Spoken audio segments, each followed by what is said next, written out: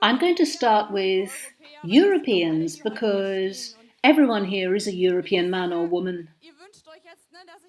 Now, probably you're hoping that that guy round the corner in the Ministry of Home Affairs with his 9 wise men thinks he represents my country, and there isn't one woman among the team. And Clara just mentioned the shitstorm that this unleashed.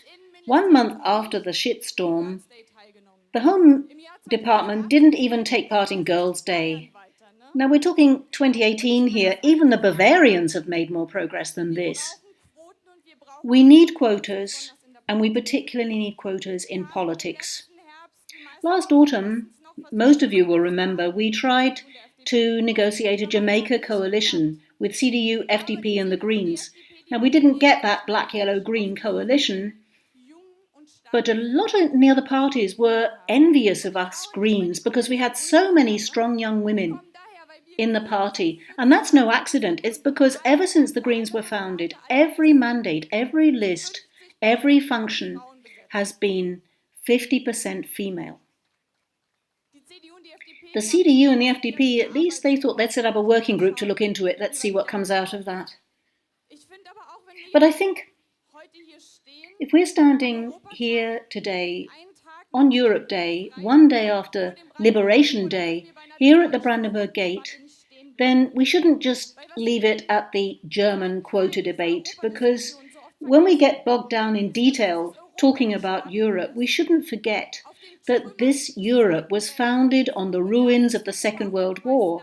And that's why Europe is proof that we can learn to do peace. And I'm going to talk about a woman here who represents all that for me and who touches me deeply, Simone Weil. I think you're probably all familiar with her. As a young woman, she survived Auschwitz. She was 19 when she had her first child. She ended up with 3 children like me now. She was the first minister to be a woman in France, the first MEP for France, and in France she fought for the right to abortion. Now, where was I? Yes. And her biography demonstrates, that's what I really wanted to say, that we women in Europe have achieved a great deal, but we still have a long way to go. If we look at Poland, if we look at Czechia, but our own debate here about paragraph 219a in the constitution in Germany, there's so much that we still have to fight for, and I'm delighted that everyone wants to support us here, but there are women across the world who have very tough struggles. For example, being raped as a weapon in war, fight for the survival of their children, fight for the recognition of their dignity just because they are women. And these women, absurd as it sounds, they are affected by those restrictions on human rights by Putin, Trump, Erdogan. The story of Boko Haram or ISIS, this is just the tip of the iceberg.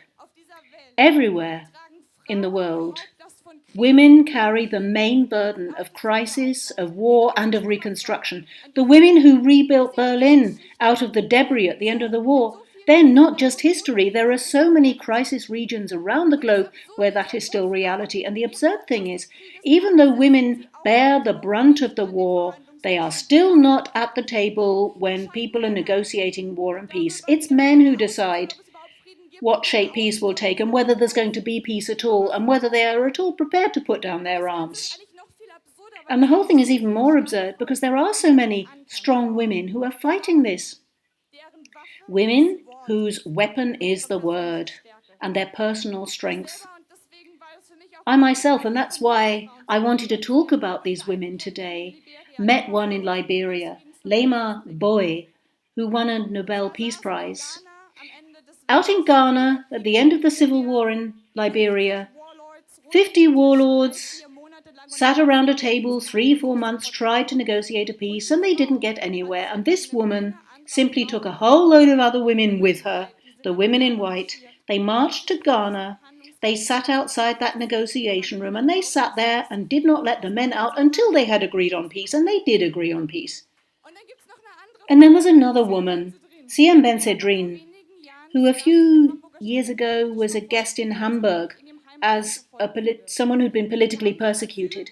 We granted her asylum at the time, and she's now president or chair of Tunisia's Truth Commission. Tunisia has a 50% quota for women in all its parliaments at every level.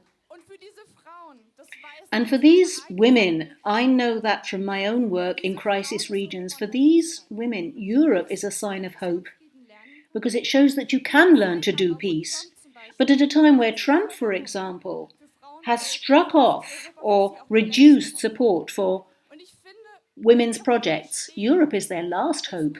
And I think if we're standing here as a women's march, as women from Europe, we have to make it clear that we are standing side by side with these women. And the wonderful thing about it is that no one needs to tell those women how the world works, and we need to rap everyone over the knuckles who think they have to do that. We can still support them. We can still ensure that every negotiating table where there is an EU country present, there are women present too.